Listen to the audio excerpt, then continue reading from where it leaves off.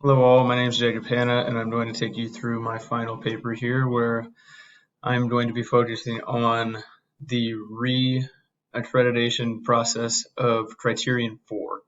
In this instance, I am going to be a member of the re-accreditation committee or a group that was assigned to re-accreditate Criterion 4 for Kent State University. So we're going to start out with meeting Criterion 4, evaluation and improvement of teaching programs, student life, and the effectiveness of student learning. I'm going to take you through this here. First of all, started out with a little bit of an introduction about the university here at Kent State University, how we pride ourselves in making the experience for the students and the staff as optimal as possible. With that being said, I listed our mission statement here. Mission statement of Kent State University is to discover, create, apply, and share knowledge, as well as foster ethical and humanitarian values in the service of Ohio and the local community, meaning that any information that we're sharing, whether that's from student to student, faculty to student, higher up positions to anyone on this campus, we're trying to do our best to inform them as well as we can so that they can use this information and share it with others and apply it in their daily lives. I also shared the multitude of majors and minors that we have here at Kent State, with it being over 280 undergraduate majors and minors to choose from. There's a very wide range of majors and minors to choose from. I listed here, there's math, accounting, statistics, all your common ones.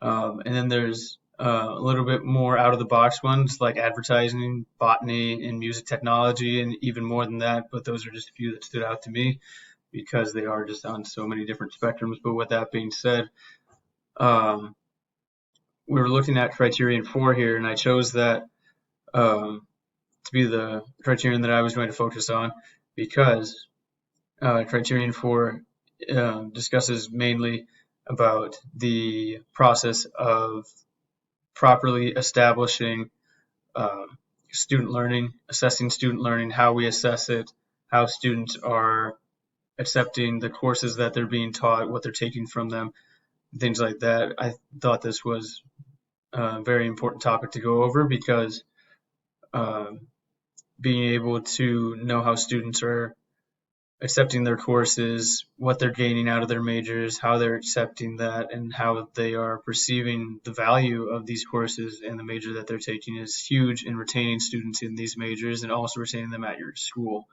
because of the way that they value the education that they're getting. So starting off here, the sub-component of Criterion 4 that I chose was 4B. The institution engages in ongoing assessment of student learning as a part of its commitment to the educational outcomes of its students.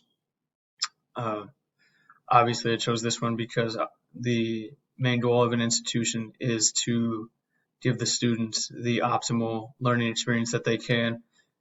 So with that being said, starting out here, just the institution has effective processes for assessments of student learning and for the achievement of learning goals in academic and co-curricular offerings. So starting out with that, you're going to have each course will provide pre and post assessments. These can be discussed within each department collaboratively so that each professor is aware of what the others in their department are doing. This will also be reviewed by people like the provost and the dean to make sure that these are fitting the standards and the mission of the university. They'll be collected biannually or once a semester and then discussed at the end of each semester so that we have a proper awareness of whether or not changes are being made, if there is change need to be made, or if we're upholding the standards that we're setting right away.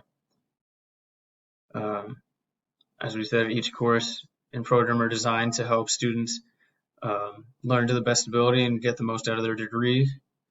So this is the main reason why we're starting with this.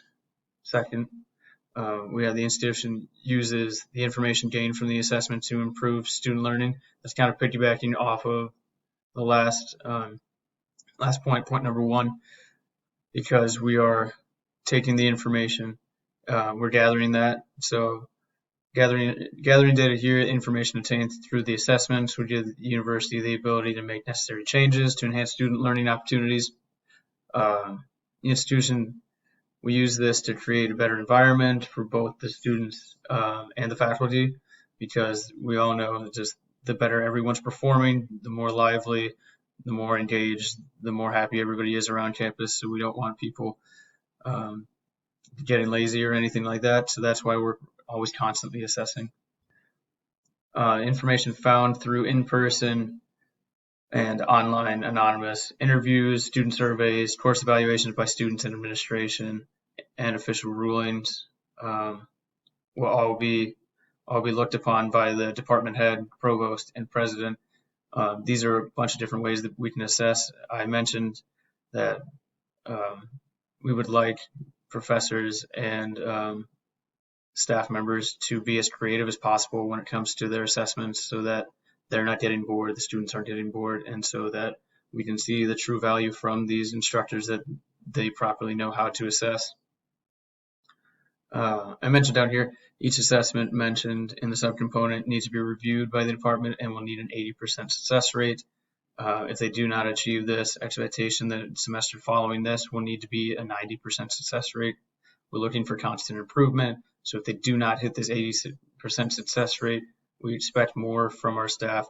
Because of this, they will need to up their game in the following semester.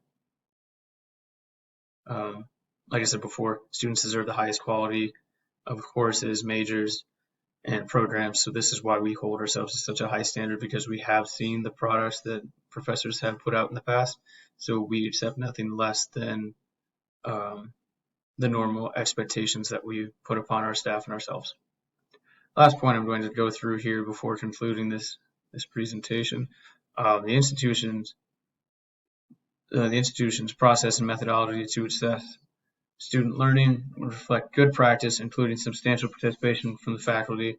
Like I mentioned earlier, we would really prefer if each department does work together when it comes to assessments, just so that people can rattle off ideas. We aren't having people getting stumped. We don't have others outdoing anybody, because we want departments to all be together and talk amongst each other to build that community, so that people aren't caught off guard if things do go wrong in their department or things need to be changed, that nobody's pointing blame on anybody. So that's why we'd like them to collaborate. We're going to use all the assessments to gain knowledge on how impactful these courses are and how impactful our teachers are and instructors are with their teaching and assessments. We will go over this as a department. The department head will lead each meeting that they will have once a month. This will keep everybody engaged, keep everyone active during the month, knowing that at the end of every month there will be another meeting and you will have to show data from the assessments that you provided to see if students are learning at a good rate and taking in what you're giving out to them. I'm going to skip all the way down here to the conclusion now. Like I said before, reaccrediting Criterion 4 is super influential with how students perceive this university, as well as the staff that's providing it to them. Our mission here is, of course, to discover, create, share, and apply knowledge. And by doing this, we need to be able to assess the way that our students are retaining the knowledge of what they're perceiving they're getting from these courses and from their majors. So Criterion 4 is a crucial criterion that needs to be reassessed each time that we find it necessary. The student learning experience is the most important thing for each university, and it will lead them into bigger and better things. It'll keep them coming back, donating money, letting their community know about how good their experience was at Kent State University, and at the end of the day, we have to adapt and we have to keep moving forward as the world moves forward. We need to be able to read our students, read the way they are taking in the information, how we're assessing it. And like I stated in the paper here, those who fail to adapt get left behind. So the more that we can adapt to each other in the way that we're learning each other, the way that our instructors are assessing, the better we will be at the end of the day.